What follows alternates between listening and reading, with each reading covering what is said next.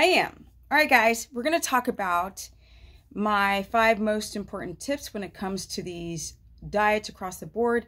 What diet is going to work best for you?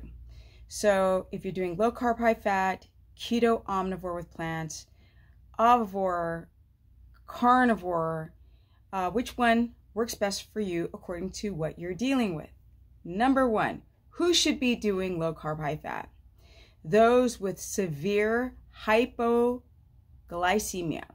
That's high to low blood sugar where you can't stabilize it in the middle, and you have crash periods after you wake up, crash periods after afternoon, after you eat. These are all the things you want to consider if you're super exhausted at night and you have any type of adrenal fatigue or adrenal symptoms.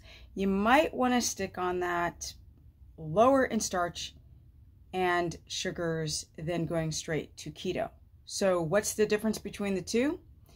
Low carb, high fat means you're still dependent on carbs, just lower in the carbohydrate gram count per day and higher in fat than the standard American diet. And, well, keto, omnivore, and high fat carnivore have nothing to do with anything with carbs. Well, starches and sugars. If you have a thyroid problem and you're just hemorrhaging hair and your thyroid symptoms are getting worse, which is going to be constipation, tired, gaining weight, all this kind of stuff, then you might want to do low carb, high fat as a transitionary period, either back into keto or carnivore, or to start with that and then go to those 2 ketotic dietary measures. Now, we've got keto omnivore. That's where we are still dependent on plants, just not a lot. And we learned that through carnivore, that we don't need all the plants and the 9 cups of vegetables because they have poison in them. All plants have poison, different levels at different growth stages, and we are constantly inundating our bodies through winter and fall, and not in the seasons where we can consume it. Then in the winter, fall, we can purge it out, but we're able to get our, especially here in the US, get our fruits and vegetables from South America, which we wouldn't be able to typically in the wintertime in the northern US. So if you're going to have keto omnivore, you want to make sure, if you choose that dietary measure, that you don't have a problem with your thyroid and cruciferous vegetables. That's broccoli, cauliflower, kale, cabbage, the crunchy green vegetables, except for the cauliflower. Yeah, or the colored cabbages. You want to make sure that you don't have any iodine problems, so you should probably consider doing an iodine patch test and get potassium iodide from the pharmacy, and let it sit on your arm for 12 hours overnight to 24 and see if it's gone the next day, and then you might need iodine, and then you have to go, let's be careful on how I cook my cruciferous vegetables, because we want them quite cooked, no salads, when you're having issues with your iodine. That's on any diet, really. But you're eating a fair amount of cruciferous vegetables. Now, a fair amount to me now is about a cup measured, cooked every other day in 1 meal.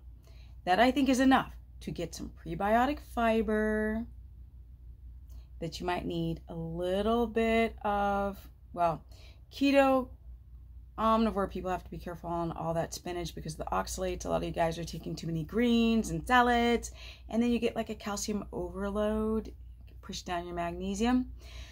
So we have to really, I'm not into the salads thing unless it's like a couple times a month, and then you're good to go.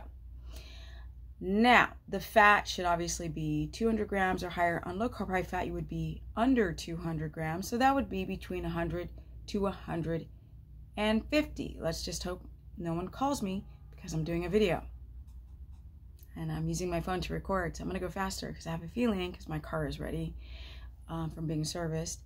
Also, if you're doing carnivore, that really should only be for people who've got serious mast cell activation and very low levels of diamine oxidase and cannot clear out the histamine. Some people with small intestinal bacterial overgrowth, going carnivore may not be the answer because you don't want to have push a bunch of protein in the body if you do not make enough protease to break down that protein. And that can make your leaky gut worse if you can't break down the protein. So we got to consider those things. Yes. But it's really good as maybe a 3-month detoxification protocol. And then you want to add back those plants in, because when people do carnivore, they get diarrhea because, well, their body doesn't know what to do without the fiber. But you don't have to have fiber every day, and you don't need fiber to poop, but you need it for the prebiotic. Well, if we didn't have leaky gut in today's time, we really wouldn't have to worry about these problems, but everything's a balance. We would never just eat meat in nature. I tried it.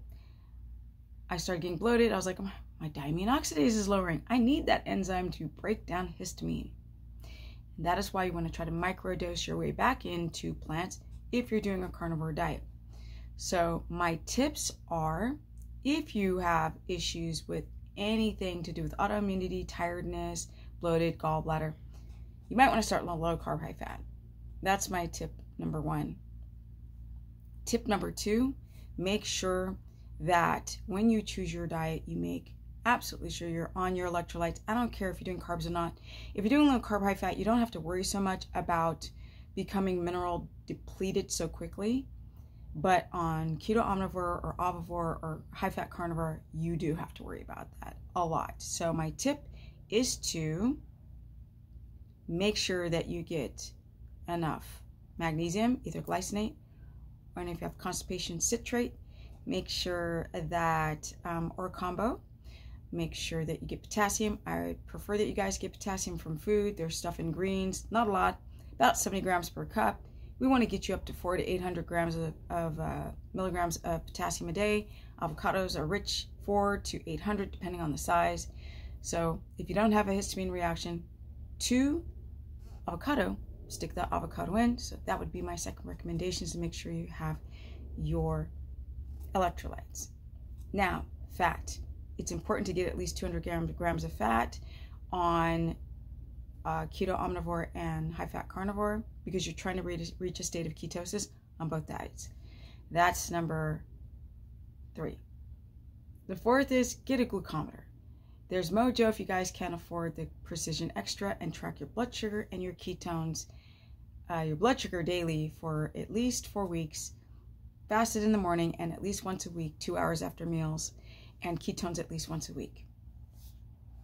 My 4th recommendation is to go to bed early, because your body starts to repair between 9 and 12 midnight.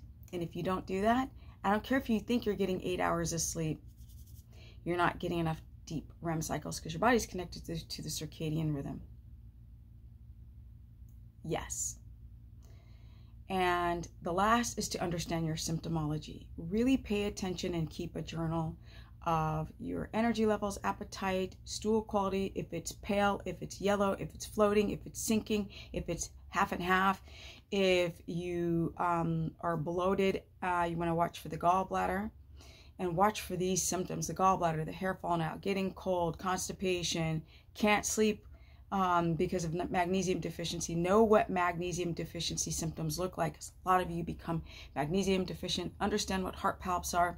Is it histamine, or is it something like potassium deficiency, or just low blood pressure because you're not drinking enough water and salt, getting enough potassium in?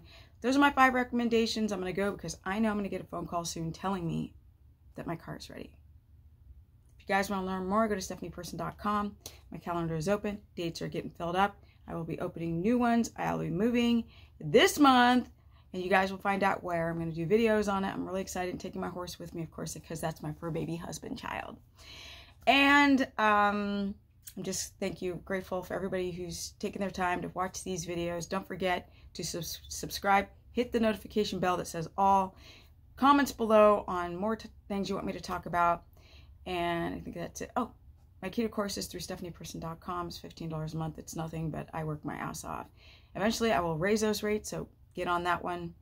My Instagram is Stephanie Ketogenic. My Facebook is Stephanie the Business Person. I'm 53, going on 50 for almost 14 years on keto. I love it. And I'm out.